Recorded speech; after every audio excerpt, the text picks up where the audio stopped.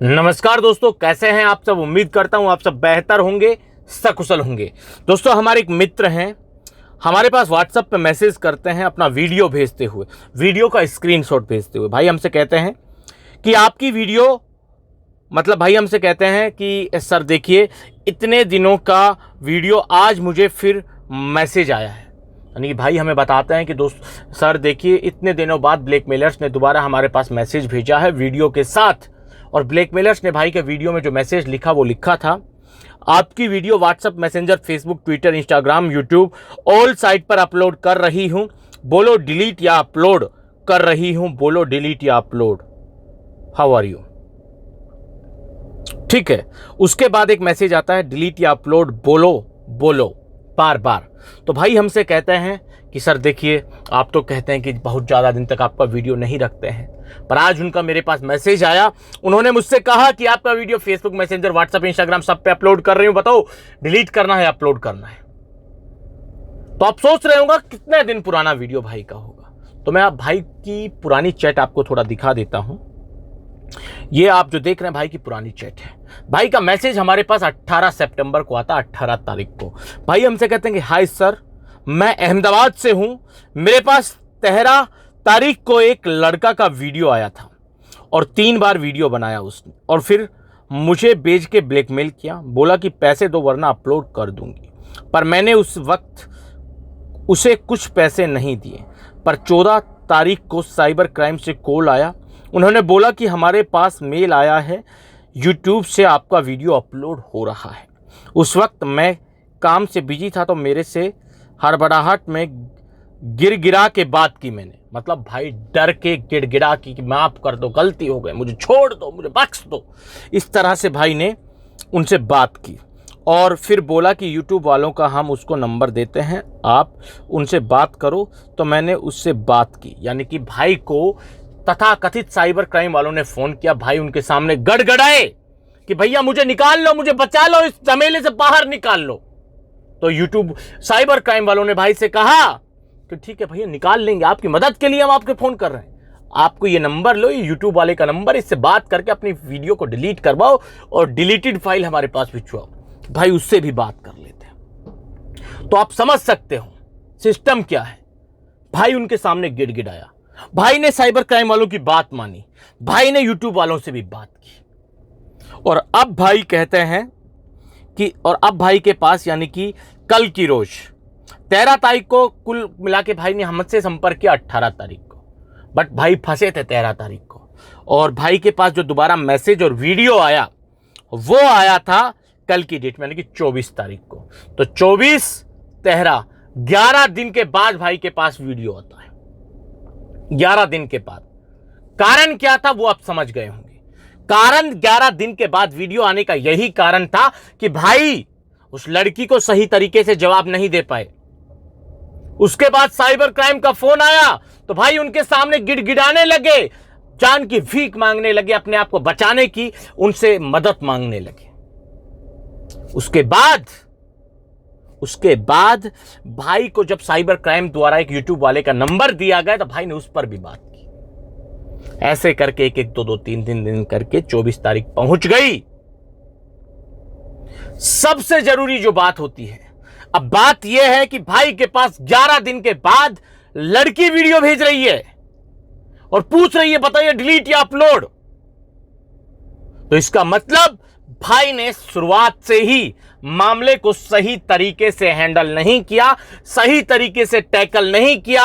जहां भाई को एग्रेशन दिखाना चाहिए था, जहां भाई को उनकी लेनी चाहिए थी, भाई ने उनकी वहां नहीं ली, बल्कि अपनी खोलकर उनको दे दी।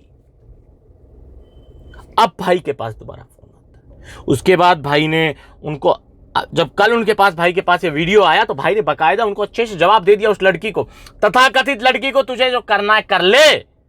और अच्छे से भाई ने उसको सुना भी दिया। मैं दावे से कह सकता हूं अगले 10 दिन तक भाई का वीडियो बचेगा नहीं, डिलीट होगा, 100% होगा, 1001% होगा। पर भाई अगर यही बात उस साइबर क्राइम वाले को बोल देते, यही बात उस यूट्यूब वाले को बोल देते, तो भाई को 11 दिन के बाद दोबारा से वीडियो मिलने की, उसके बाद टेंशन लेने की कोई जरूरत, कोई आवश्यकता नहीं पड़ती। और हम यही वो काम है जो आपको करने के लिए कहते हैं कि अपने आत्मसम्मान को, अपने एटीट्यूड को, अपने सकारात्मक भाव को किसी के सामने झुकने ना दें। सबसे पहली बात, आपने गलत नहीं किया तो आपके पास साइबर क्राइम का फोन कैसे आएगा? सबसे पहली बात, आपने जब गलत नहीं किया तो साइबर क्राइम वाला आपको आगे धमका कैसे देगा? और दूसरी बात, आप उस साइबर क्राइम वाले से डर रहे हो, गिड़गिड़ा रहे हो, उससे मदद मांग रहे हो, उससे माफ करने की भीख मांग रहे हो, तो भैया वो आपके ऊपर हावी होगा। वो चाहेगा कि हमने इतना कदम बढ़ा लिया तो पैसा लिए बगैर इसको छोड़ कैसे दें। इस आदमी के अंदर डर है और उसी डर को हमें एक्टिव करना है। इसीलिए 11 दिन के बाद भाई के पास वीडियो भेजा गया। तो मेरे भाइयों, इसीलिए हम कहते हैं, दावा हम ये नहीं करते हैं कि आप, दावा उसके लिए है कि आप कुछ भी करो, 1 महीने तक आप कुछ नहीं देते, गिड़गिड़ा रहे हो तो गिड़गिड़ा जब तक, तो भैया 1 साल तक तुम्हारा वीडियो रख लेंगे वो गिड़गिड़ाने में। तो अगर वीडियो डिलीट करवाना है तो स्पष्ट आत्मविश्वास के साथ सटीक उनको 2 टूक जवाब देना है कि तुम्हारी जो औकात है, जो तुम कर सकते हो, जितने पिछवाड़े में तुम्हारा गूदा है, जितना जोर लगा सकते हो लगा लो। तुम्हें जो करना करो, घंटा पैसा नहीं देंगे तुमको, साला गलत जगह आ गए हो तुम। तो इस तरह का जब पॉजिटिव एटीट्यूड उनके सामने तुम दिखाओगे तो अपने आप बिना कुछ किए आपका पीछा छोड़कर वो भागे। इसीलिए मैं बार बार कहता हूं कि आप शुरुआत में किस तरह से उनसे पेश आते हो, ये चीज तय करती है कि आपका वीडियो कितने दिन तक उनके पास रहेगा, कब आपकी फिल्म डिलीट होगी। ये बात इस बात पर टिकी हुई है कि आप शुरुआत में उनसे किस तरह से बात करते हो। तो मेरे भाई, डरने की जरूरत नहीं है। बेशक 11 दिन के बाद आपका वीडियो उसने भेजा है, बेशक भेजा हो, पर आपका एटीट्यूड वही होना चाहिए जो कल की डेट में था। आपने उनको सीधा कह देना है, बे जाना, निकल तू यहां से, साले तू अभी मेरे पास रुक, अभी कार्रवाई पूरी हो चुकी है, लोकेशन निकल चुकी है, कल परसों तक पुलिस तुझे उठा लेगी।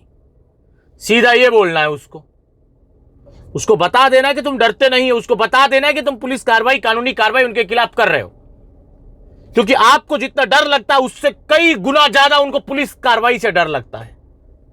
पर यह आपको उनके जहन में फिट करना होगा कि आप उनके खिलाफ पुलिस कार्रवाई कर रहे हो। मैं बार बार कहता हूं कि आपसे कई गुना ज्यादा वो डरते हैं। तो आपको पॉजिटिव एटीट्यूड, सकारात्मक भाव के साथ उनसे बात करनी है और अपना आत्मविश्वास प्रबल रखना है। उनके सामने गिड़गिड़ाना नहीं है। बेशक आप पहले गिड़गिड़ाए, कोई बात नहीं, सब गलती माफ। जिस दिन आप उनके ऊपर चढ़कर उनकी शादी पर नागिन डांस करोगे ना, तो उस दिन के 1-2 दिन के बाद आपका वीडियो डिलीट होगा, ये सुनिश्चित है। लिख लीजिए, ये बात नोट कर लीजिए अपनी डायरी में। 11 दिन के बाद बेशक उसने वीडियो भेज दिया, पर आपको डरने की जरूरत नहीं। जब आप उनको दादागिरी में, मतलब एक सॉलिड तरीके से पंच देंगे धमकी का, तो वीडियो भी डिलीट होगा, पीछा भी छोड़ेंगे। तो ये कोई बड़ी बात नहीं है कि 11 दिन के बाद वीडियो भेजा है तो आपको डरने की जरूरत है।